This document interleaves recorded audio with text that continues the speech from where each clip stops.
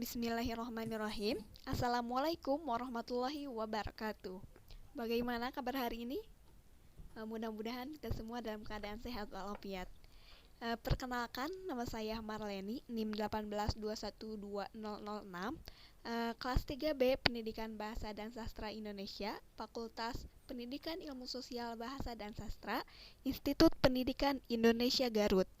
Nah, di sini saya akan mempresentasikan materi mengenai pemerolehan fonologi. Nah, sebelumnya video ini diajukan sebagai UAS mata kuliah psikolinguistik yang diampu oleh Ibu dosen Nina Hasanah MPD.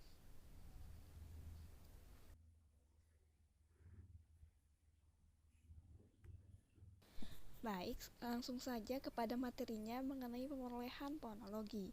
Nah, setelah pada pertemuan sebelumnya kita membahas mengenai pemerolehan sintaksis dan pemerolehan semantik, sekarang kita membahas mengenai pemerolehan fonologi. Nah, pada teori pemerolehan fonologi ini terdapat 5 teori.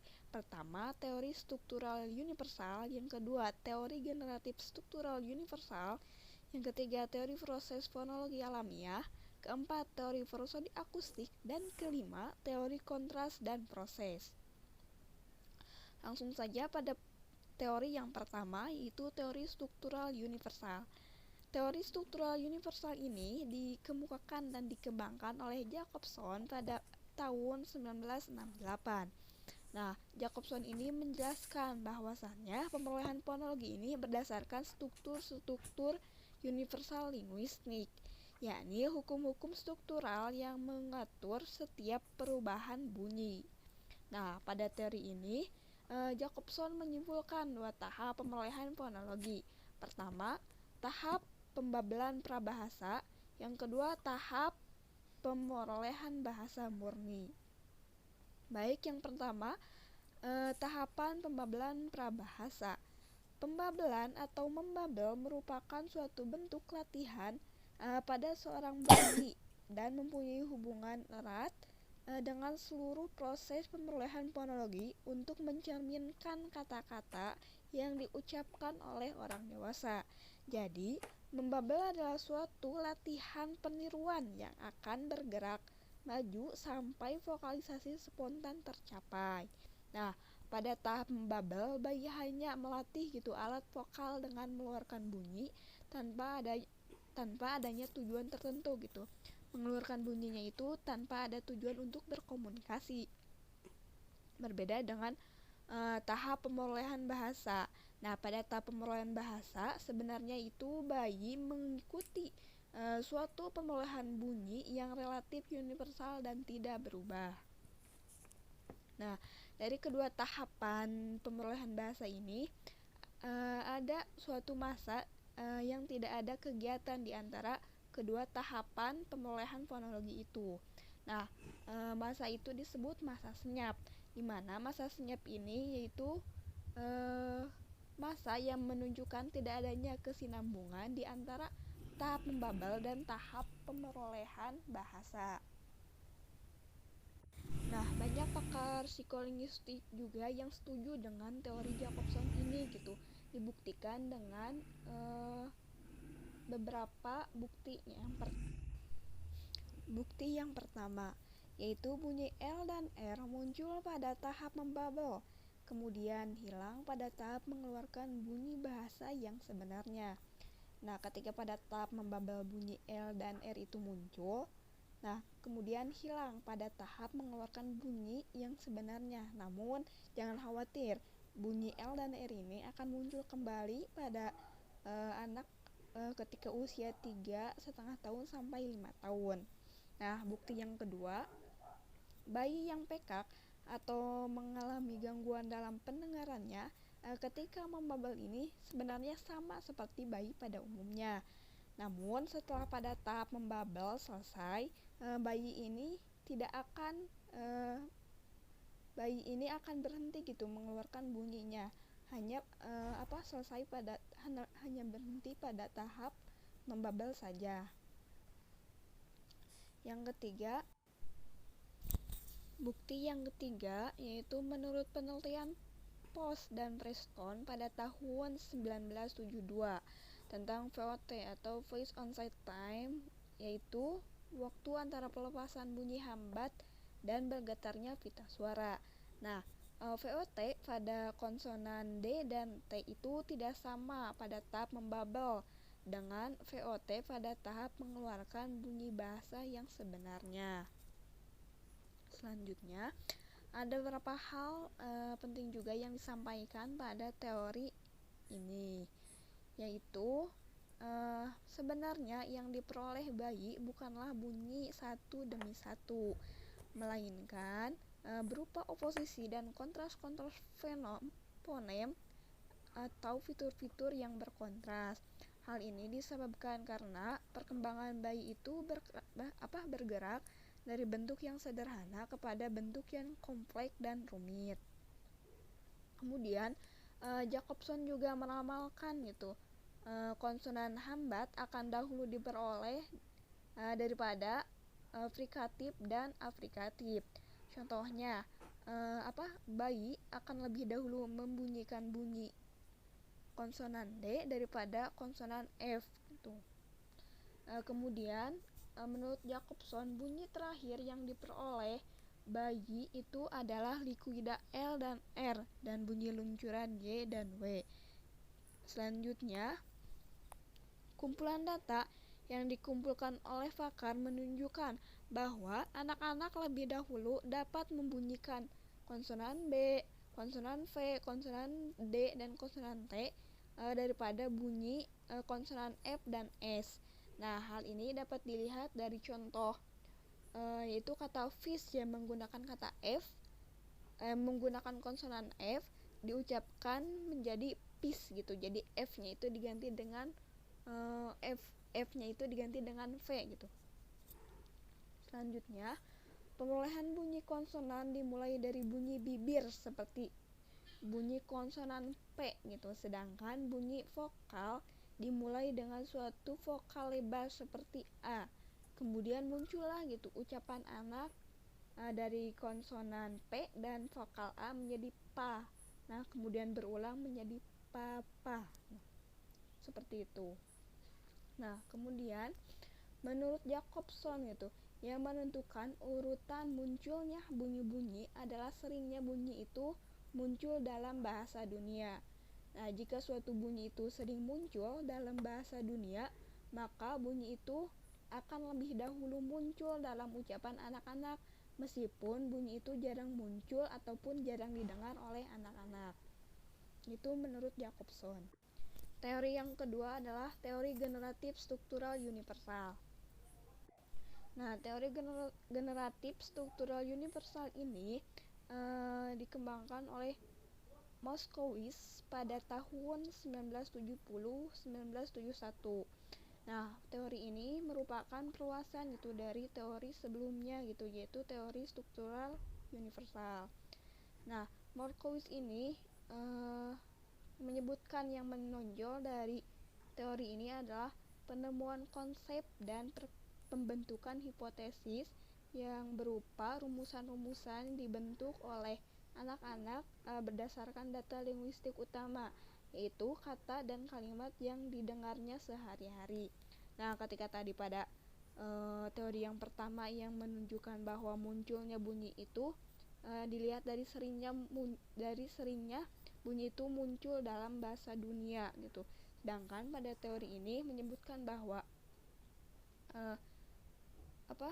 fonologi ini dibentuk dari seberapa seringnya digunakan dalam kegiatan sehari-hari gitu.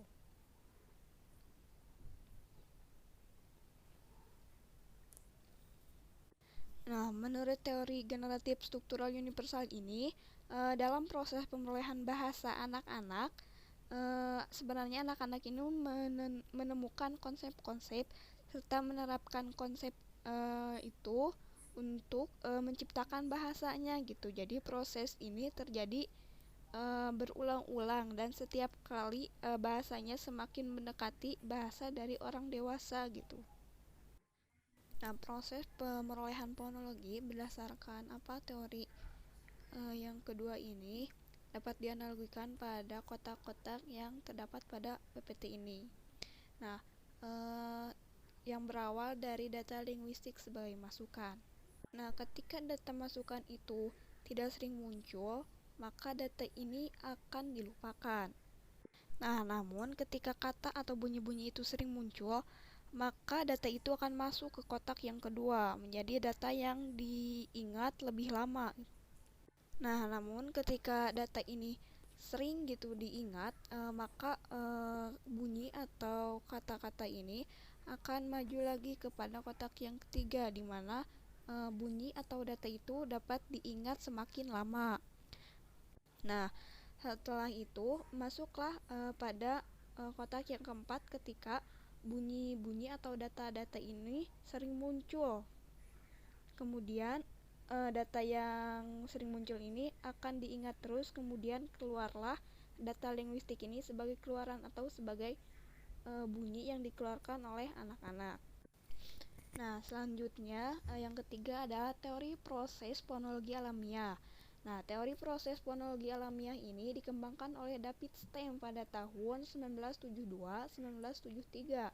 Nah, menurut David Stem ini, proses fonologi anak-anak ini bersifat nurani yang harus mengalami penindasan, pembatasan, dan pengaturan sesuai dengan penuranian. Nah, dari ketiga teori sebelumnya, teori-teori ini setuju dengan teori Chomsky gitu, yang menyebutkan bahwa anak ini pemerolehan bahasanya bersifat alamiah atau natur. Nah, sama pada teori ini juga yang menyebutkan bahwasannya proses fonologi ini bersifat natur juga. Nah, proses fonologi sendiri pada teori ini terdiri dari kesatuan yang saling bertentangan yang dapat dipecahkan dengan 3 cara berikut. Nah, contohnya 3 cara pemecahan masalah yang bertentangan beserta dengan usaha anak-anak dalam pemerolehan fonologi dari 3 masalah tersebut. Pertama, menindas. Menindas umpamanya itu seperti anak-anak telah menguasai bunyi-bunyi hambat bersuara dalam semua konteks, maka dia akan berhasil menindas proses penghilangan suara yang timbul oleh halangan oral bunyi itu. Nah, usaha anaknya itu adalah disebut penindasan proses-proses. Nah, contohnya itu seperti seorang anak laki-laki gitu, yang berumur 2 tahun yang membunyikan kata kitty yang berturut-turut sebagai berikut. Jadi ketika anak menyebutkan kata kitty itu tidak langsung menyebutkan kata kitty, tidak langsung lengkap gitu kata kitty, namun berawal dari kata yang menyebutkan kata ki, kemudian kri, kemudian kiri. Nah, setelah itu kemudianlah lengkap disebut dengan kitty. Yang kedua adalah membatasi jumlah segmen atau jumlah konteks yang terlibat dalam proses itu. Misalnya, proses penghilangan suara dibatasi hanya dengan bunyi-bunyi hambat tegang, sedangkan bunyi hambat longgar tidak dilibatkan. Nah, usaha anak ini disebut pembatasan proses. Nah, contohnya itu seperti pada seorang anak yang bernama Hildegard yang membunyikan kata baba untuk papa. Nah, ketika Hildegard ini akan membunyikan kata papa, dia tidak langsung otomatis menyebutkan kata papa, namun berawal dari kata baba, kemudian paba, nah kemudian baru papa. Selanjutnya, cara ketiga adalah mengatur terjadinya proses penghilangan bunyi suara dan proses pengadaan bunyi suara secara berurutan. Nah, usaha anaknya itu disebut pengaturan proses-proses. Nah, contohnya itu seperti anak yang tadi yang bernama Hildegard pada usia 1 tahun 8 bulan mengucapkan kata du untuk kata Jun.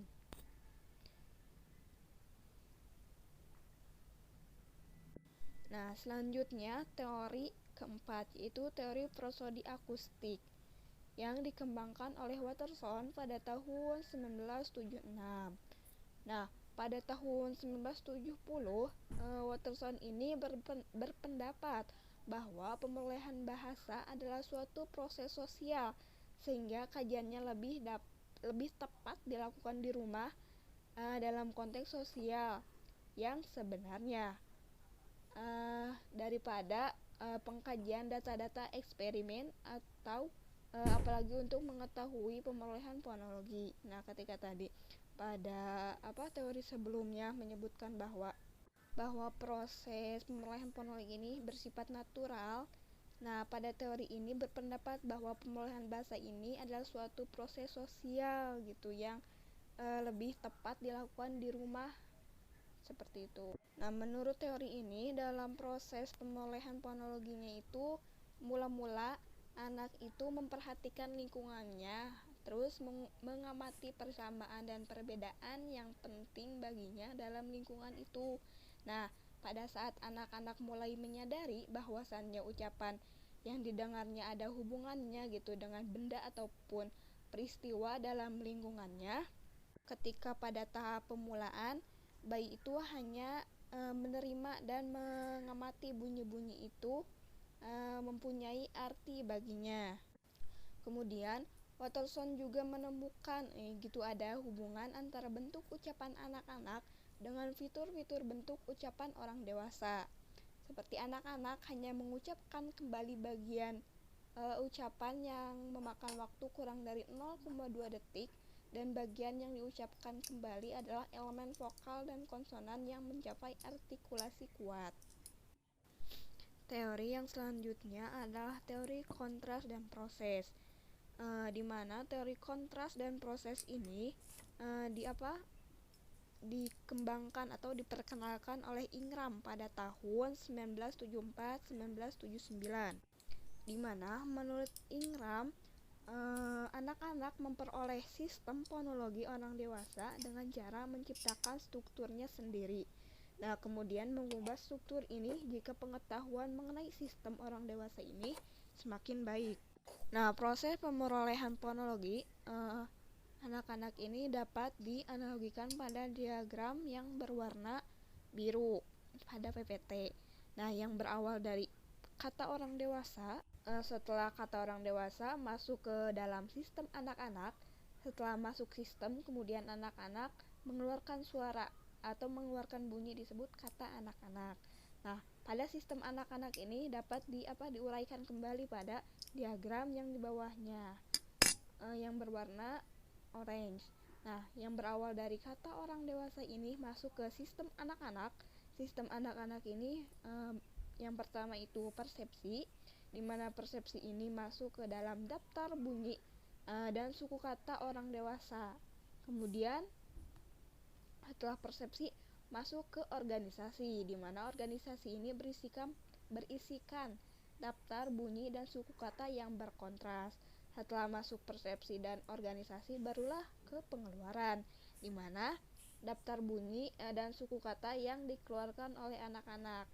Setelah pengeluaran muncullah kata anak-anak atau kata-kata yang diucapkan oleh anak-anak. Nah, menurut Ingram ini yang tadi teori Jacobson itu tidak semuanya benar gitu. Misalnya Ingram menemukan gitu bahwa di antara konsonan pertama yang muncul terdapat konsonan dental dan konsonan frikatif. Nah, konsonan dental itu seperti bunyi konsonan D dan T, dan konsonan frikatif itu seperti konsonan X, S, dan lain sebagainya. Nah, kemudian Ingram dan Prater pada tahun 1979 mengemukakan bahwasannya proses fonologi ini terdiri dari beberapa proses. Pertama, proses substansi, di mana proses substansi ini adalah pergantian satu segmen dengan segmen lain. Proses ini atau proses substansi ini terdiri dari pertama penghentian, kemudian pengedepanan, kemudian peluncuran, vokalisasi, dan netralisasi vokal. Nah, yang pertama adalah penghentian. Penghentian ini bunyi konsonan frikatif diganti dengan bunyi hambat. Contohnya kata si yang bunyi SEE dibunyikan menjadi ti. Kemudian pengedepanan yaitu menggantikan bunyi velar dan palatal dengan bunyi alveolar. Contohnya kata soft berbunyi dibunyikan menjadi kata zap. Yang ketiga adalah peluncuran, di mana likuida L dan R ditukar dengan bunyi luncuran W dan Y. Contohnya kata ready menjadi kata wedi. Selanjutnya adalah vokalisasi, di mana suku kata konsonan diganti dengan suku kata vokal. Nah, vokalisasi ini terjadi terutama pada bahasa Inggris. Contohnya kata apple menjadi kata avo. Selanjutnya adalah netralisasi vokal, di mana bunyi vokal berubah menjadi vokal tengah. Contohnya kata back menjadi kata bed. Nah, proses yang kedua adalah proses asimilasi. Proses asimilasi ini adalah kecenderungan untuk mengasimilasi suatu segmen kepada segmen lain dalam suku kata.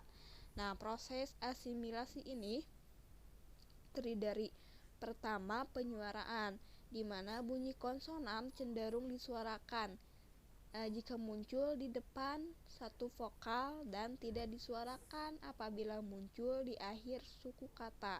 Contohnya, kata tini menjadi kata daini dan kata bird menjadi kata beat. Selanjutnya adalah proses keharmonisasian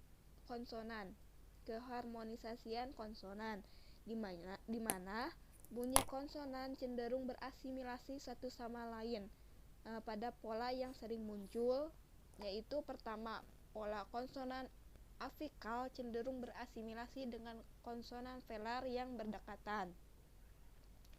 Contohnya kata duck menjadi kata gak, dan konsonan afikal cenderung berasimilasi dengan konsonan bilabial yang berdekatan. Contohnya kata tab menjadi kata bab.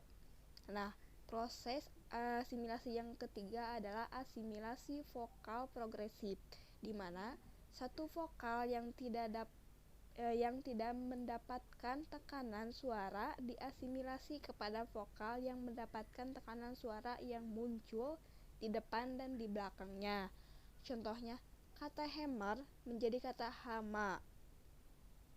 Selanjutnya, proses yang ketiga adalah proses suku kata. Proses struktur suku kata, di mana proses struktur suku kata ini adalah kecenderungan anak-anak menyederhanakan suku kata. Nah, pada umumnya berlaku pada suku kata konsonan vokal. Proses struktur suku kata ini terdiri dari pertama, reduksi cluster, yaitu suatu kelompok konsonan direduksikan menjadi satu konsonan saja. Contohnya kata train menjadi kata ten. Nah, proses yang kedua adalah proses penghapusan konsonan akhir, yaitu satu kata konsonan vokal konsonan dipendekkan menjadi konsonan vokal dengan menghapus konsonan akhir. Contohnya kata big menjadi bai dan kata or menjadi kata au. Selanjutnya adalah penghapusan suku kata yang tidak mendapatkan tekanan suara. Nah, suku kata yang tidak mendapatkan tekanan digugurkan jika suku kata mendahului suku kata yang mendapatkan tekanan suara. Contohnya kata banana menjadi kata naina. Nah, proses yang terakhir adalah reduplikasi, di mana reduplikasi ini dalam kata panjang suku kata konsonan vokal yang diulang. Contohnya kata cookie menjadi kata gege dan kata water menjadi kata wawa. Nah, sekian pemaparan materi mengenai teori pemerolehan fonologi. Mohon maaf bila ada salah dalam penyebutan kata. Terima kasih. Wassalamualaikum warahmatullahi wabarakatuh.